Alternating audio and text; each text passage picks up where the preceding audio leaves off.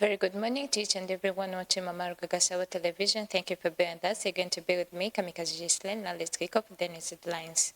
Debate erupts in Rwandan parliament over proposed alcohol limit for drivers. Climate shocks renew calls to expand farmers' insurance coverage in Rwanda. On the international news, Central African Republic President Touadéra wins third term. Now let's take a short break to be back on the news details.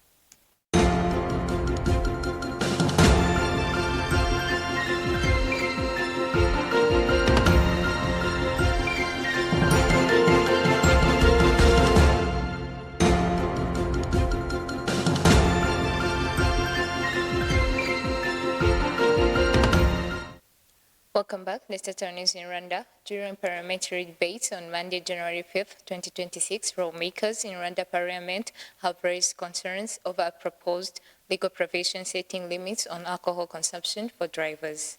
Deputies examined a draft law on road use that allows drivers to have a blood alcohol level of up to 0.80 grams per litre, while also granting the minister in charge of transport powers to reduce that limit through a ministerial order. Several MPs questioned this flexibility, warning it could create legal uncertainty and open doors to abuse and corruption. They argued that such a critical threshold should be clearly defined in the law, citing its impact on citizens' lives and road safety. However, the parliamentary committee explained that the move aims to elevate an existing presidential decree into law, aligning Rwanda with international practices. Minister of Infrastructure Dr. Jimmy Gasore defended the provision, noting that the 0.8 limit is relatively high compared to other countries and may be revised to improve road safety. Moving ahead, Rwanda's National Land Authority has reported a major backlog in land surveying services with more than 50,000 applications still pending nationwide. The delay has been attributed mainly to a shortage of qualified land surveyors at a time when demand of land services continue to rise. Speaking on the matter, National Land Authority Director General Marie-Grace Nishimye apologized to affected applicants and assured the public that solutions are being implemented. The authority plans to deploy at least 100 private land surveyors working alongside government staff to clear the backlog within the first 2 months of 2026. Officials say recent policy changes allowing subdivision of agricultural land without a minimum size have increased applications. Turning to the next story, climate shocks are driving fresh calls to expand agricultural insurance for Rwandan farmers after extreme weather events caused heavy losses in both crops and livestock. According to the Rwanda Agriculture and Animal Resources Development Board, only about 6% of farmers have currently crop and livestock insurance, leaving the vast majority exposed to drought, flooding, hail, and landslides. Farmers with insurance are now receiving compensation for losses suffered during severe dry spells in the current season, helping them rebound and prepare for the next planting cycle. Under the National Agriculture Insurance Scheme, the government subsidies 40% of premiums to make insurance more affordable, but uptake remains low due to limited awareness and mindset barriers among rural farmers. Experts say scaling up insurance could protect livelihoods and strengthen resilience against climate change. Now let's take a short break to be back on the international news.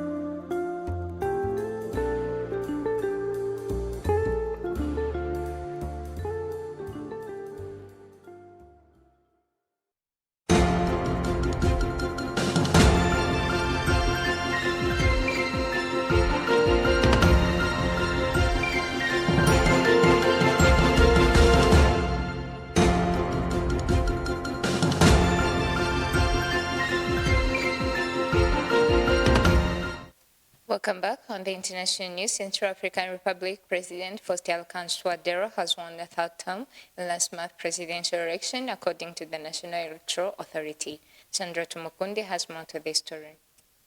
Let's start our international news. In Africa, Central African Republic President Faustin Touadéra has won a third term in last month's presidential election, according to the National Election Authority. Provision lists that released late Monday credited him with 76.15% of votes. Touadéra was first elected to the presidency in 2016 and re-elected in 2020. A constitutional referendum in 2023 removed term limits and allowed him to run for a third term. Some 2.4 million Central Africans were called to the polls on December 28 to choose the president, but also lawmakers and regional and local representatives. Touadéra faced challenges from 6 candidates, but the main opposition coalition boycotted the vote after denouncing what is called an unequal political environment. Two opposition candidates, former Prime Ministers Anicet Georges Dologuele and Henry Malidondra, have already contested the result,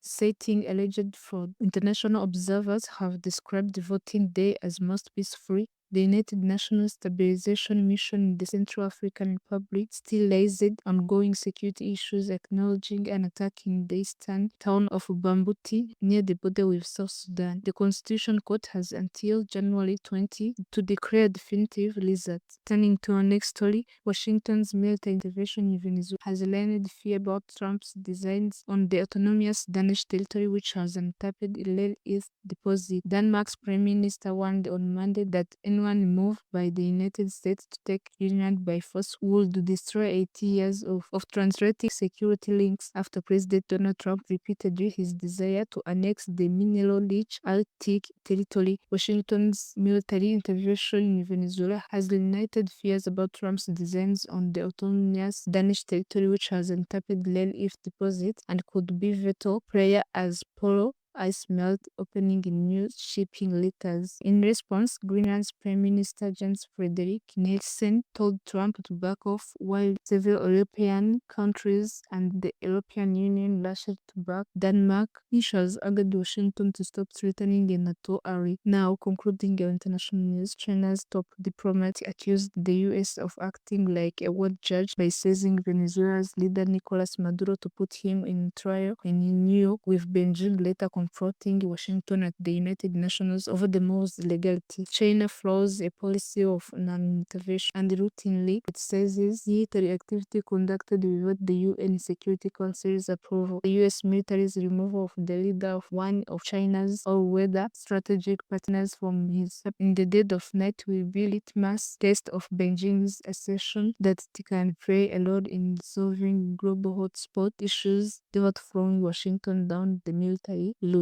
Maduro pleaded not guilty to narcotic charges in New York court on Monday, just blocks away. The UN Security Council convened at Colombia's request, backed by China and Russia, to debate US President Donald Trump's decision to seize him. A move UN Secretary General Antonio Guterres has warned would set a dangerous precedent. This is the end of our international news. My name is Solasanda Tumukunde and this is Mama Borsao TV. As we come to the end of the news edition, let's remind you of the top stories that we talked about. Debate erupts in Rwandan parliament over proposed alcohol limit for drivers. Climate shock, the news calls to expand farmers' insurance coverage in Rwanda. On the international news, Central African Republic President Touadéra wins third term. And this marks the end. Stay tuned.